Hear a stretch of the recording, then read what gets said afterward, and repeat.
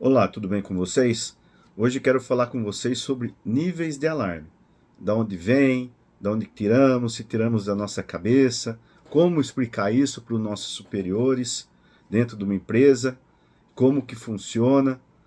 Mas antes de começar, curtam os vídeos, compartilhe com os amigos, com os colegas de trabalho. Tem muitos vídeos legais no canal do YouTube. Você que está começando, que está querendo aprender, conhecer um pouco mais o universo de análise de vibração, de inspeção, de preditiva, tem muitos vídeos legais lá no canal do YouTube. Tem mais de 70 vídeos lá, tá ok? E também tem o nosso curso, Análise de Vibração na Prática. Tá muito bom o curso. Tem muito detalhes, é na prática mesmo, onde que você encontra os defeitos, como encontrar, como você consegue trabalhar com isso, quais são as frequências, está tudo bem certinho lá no curso. Tá muito legal. Mas vamos começar. Quando a gente fala de análise de vibração, para a gente trocar um equipamento, para nós trocarmos o equipamento, para solicitarmos a troca do equipamento, nós trabalhamos com norma.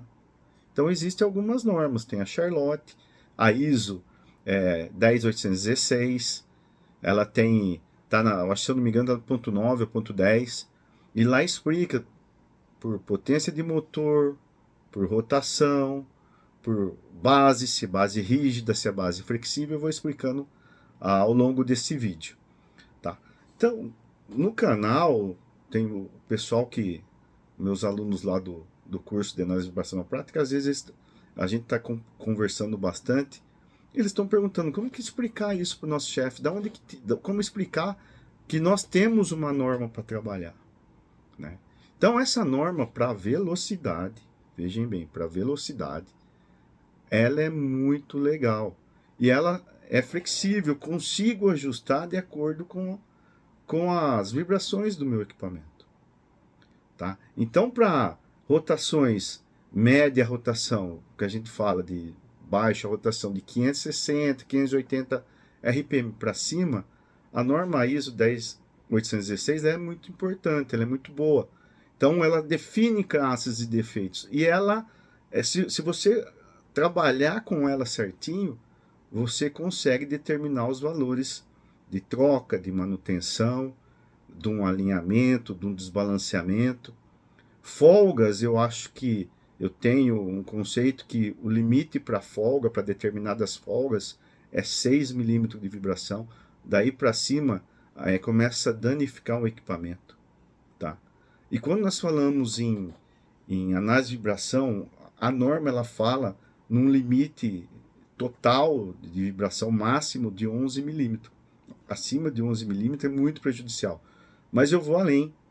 Um equipamento que ele trabalha em torno de uns 7 milímetros, um desalinhamento, 7 milímetros de desalinhamento, 7, 8 milímetros de desalinhamento, por um determinado tempo, muito tempo, 2, 3, 4 meses trabalhando assim, ele também vai danificar outros componentes. Ao invés de eu fazer simplesmente um alinhamento, eu vou trocar um motor, trocar um rolamento, vai danificar um selo, pode danificar um acoplamento. Então é preferível você trabalhar com um nível um pouco mais baixo, dentro da norma, a norma permite isso, do que você trabalhar os extremos. Lógico, vai ter momentos que você não vai conseguir, precisa de uma parada de fábrica, mas tudo é negociável. Por isso que existe a norma, para você negociar e preparar, né, a tua manutenção, preparar para o planejamento poder se organizar para fazer essas manutenções. Mas como que nós devemos trabalhar com as normas e como que fazer para trabalhar com rolamento? A norma ela não cita rolamento. Ela fala que a aceleração limite é 2,8 em RMS, 5, 6, 8, isso tudo em aceleração. Tá? Mas o ideal para você trabalhar e definir níveis de alarme para rolamento, alguns softwares já fazem isso de análise de vibração, é você ter uma quantidade de amostra boa de coleta, de 20 a 40 amostras de coleta desse equipamento. Você passar uma ferramenta estatística, você tira 2 ou 3 maiores e 2 ou 3 menores, né? Desvio padrão, você faz isso. Pede, na hora que você for montar e pedir o desvio padrão, você elimina as 3, 4 maiores e as 3, 4 menores, né? Para que você tenha a estatística boa, uma média de trabalho do seu equipamento. Normalmente, ele vai ter uma oscilação, sim, mas você vai ter um nível, um padrão, né, do seu equipamento de trabalho dele. Você definindo esse padrão, os próprios softwares eles já jogam o alarme 1 e o alarme 2. Eles já te dão uma proposta de alarme 1 e alarme 2. Se você tem um bom conhecimento dos seus equipamentos, você pode validar. Ó, tá certo, eles estão começando a entrar em falha em valor X ou Y, tá? Ou não, eu posso aumentar um pouco mais o meu nível de alarme para poder me adequar com minha realidade. Isso faz parte da análise de vibração do inspetor. Ele definir isso, definir um padrão para rolamento. E para baixíssima rotação é a mesma coisa. Às vezes você vai achar um defeito com 0,0 alguma coisa. E quando você passa a ferramenta estatística para os equipamentos de baixíssimas rotações, abaixo de 20 RPM, 100 RPM já é considerado um nível muito baixo, aí você consegue também determinar. Ou pegue todos os valores e faz um cálculo estatístico. Tirando 2, 3 desvio padrão para cima e para baixo, você tem a média de trabalho do seu equipamento. Aí sim você consegue passar a ferramenta. E consegue definir o alarme 1 e o alarme 2. Ou alarme e alerta e alarme, como vocês trabalham, né? Onde eu trabalho, a gente costuma trabalhar com alarme 1, alarme 2 e o alto risco, tá? E o ideal é não deixar chegar nem no alarme 2. Você começar a trabalhar com os níveis de alarme, tentar se programar para você evitar chegar no alarme 2. Por que evitar o alarme 2? Porque o seu tempo para programação do alarme 2 é muito curto. Então, na hora que você consegue trabalhar dentro do alarme 1, se programando, conseguindo pegar os defeitos dentro do alarme 1, você tem um tempo maior de programação. Você dá esse tempo para produção, para manutenção, para planejamento, se programar.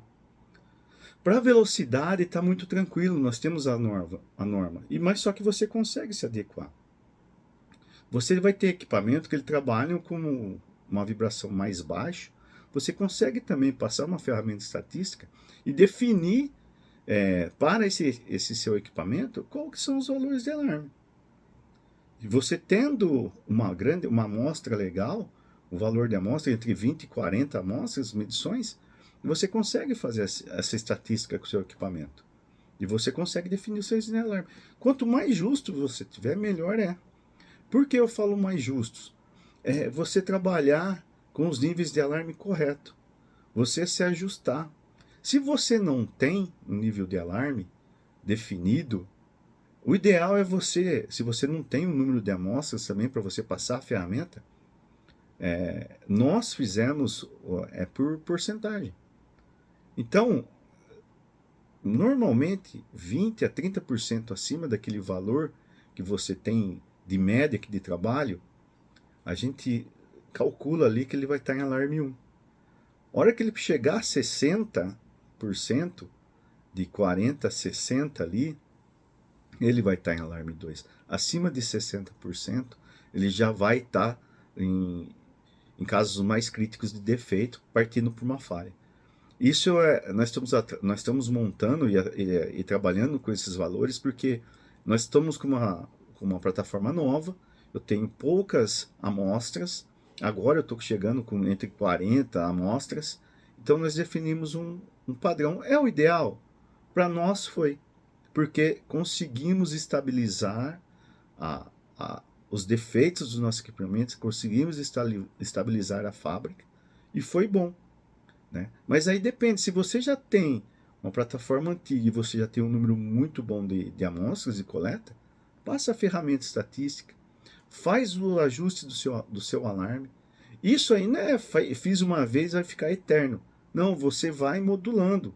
Você vai, cada 2, 3 anos, redefinindo isso. Porque os seus equipamentos, ou eles vão diminuindo a vibração, que eles vão entrando numa fase de normal de trabalho, ou eles começam a subir, porque os equipamentos estão ficando mais velhos. E você consegue ajustar isso. Então, o ideal é que você passe essa ferramenta, olhe o seu software cada 2 anos. Para quê? Para verificar se os seus níveis de alarme estão corretos, se tem oscilações da sua planta, dos seus equipamentos, da sua bomba, do seu motor, dos seus redutores, ventiladores.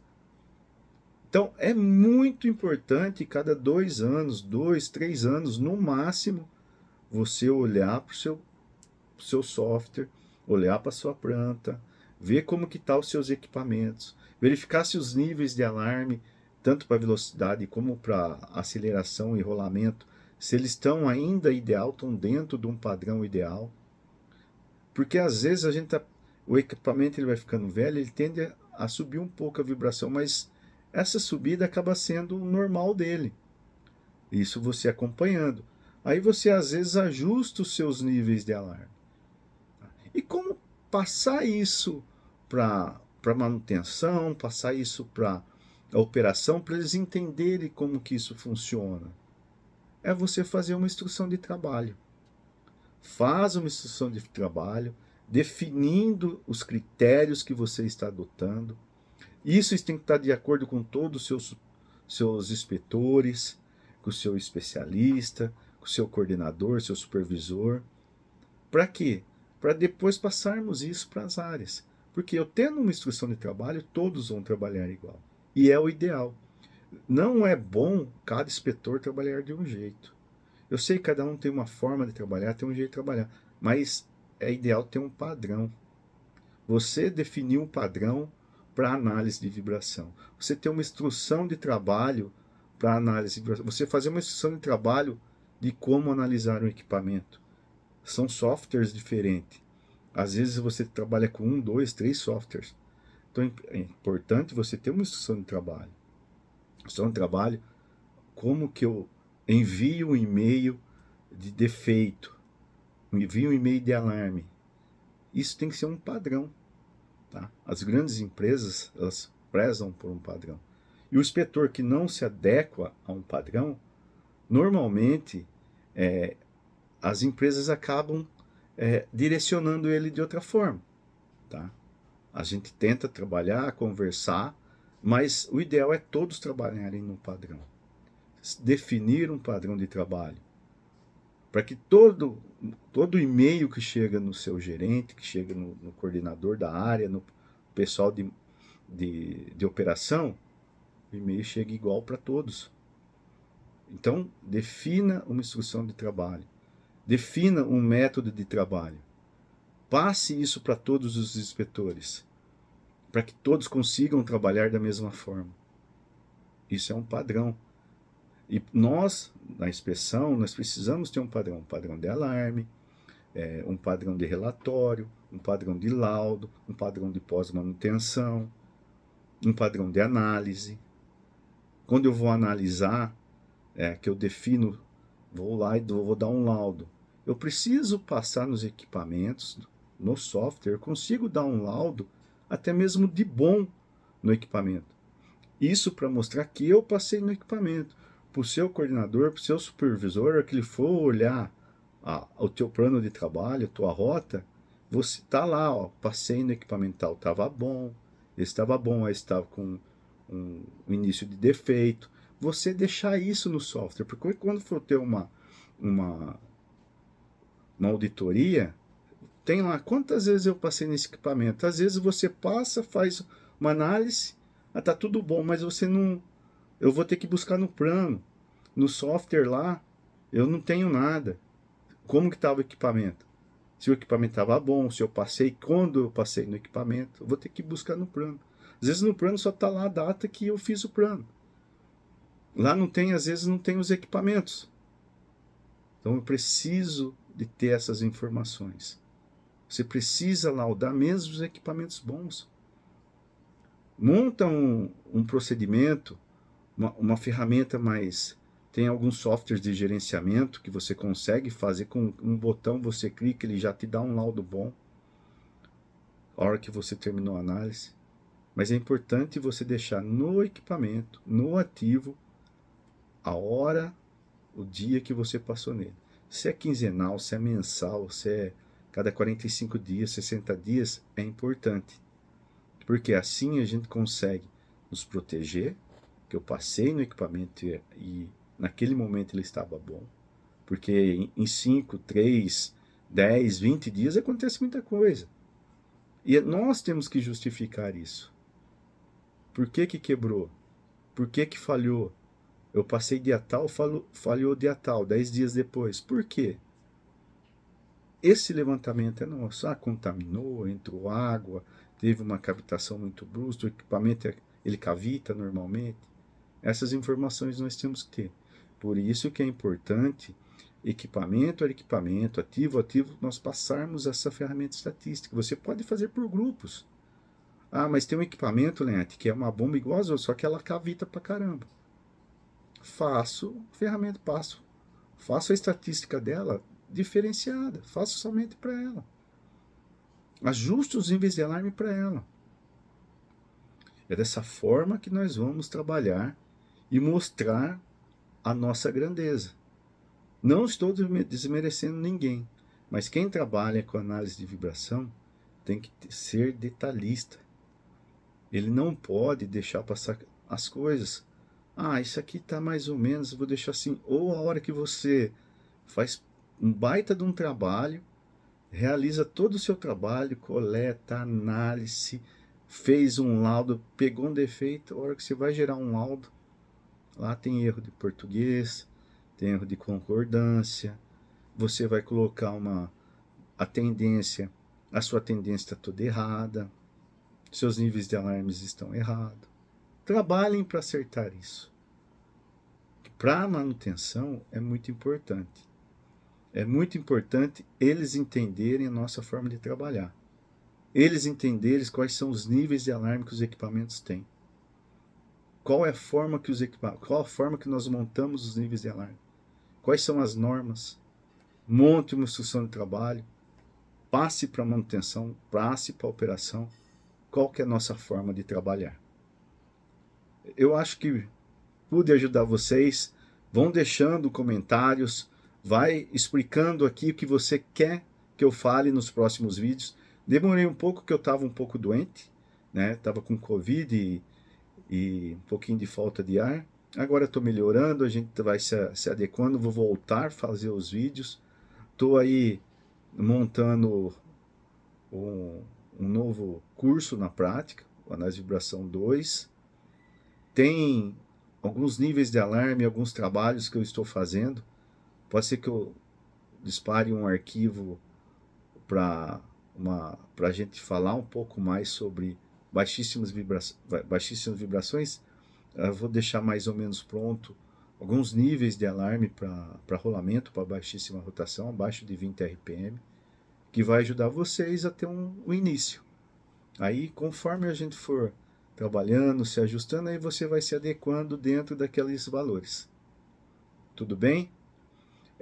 Não esqueçam, tem o curso de análise de vibração na prática, está muito bom mesmo. Entrem lá, vou deixar a descrição, o link aqui na descrição desse vídeo para você acessar. Ok? Fiquem com Deus, até a próxima!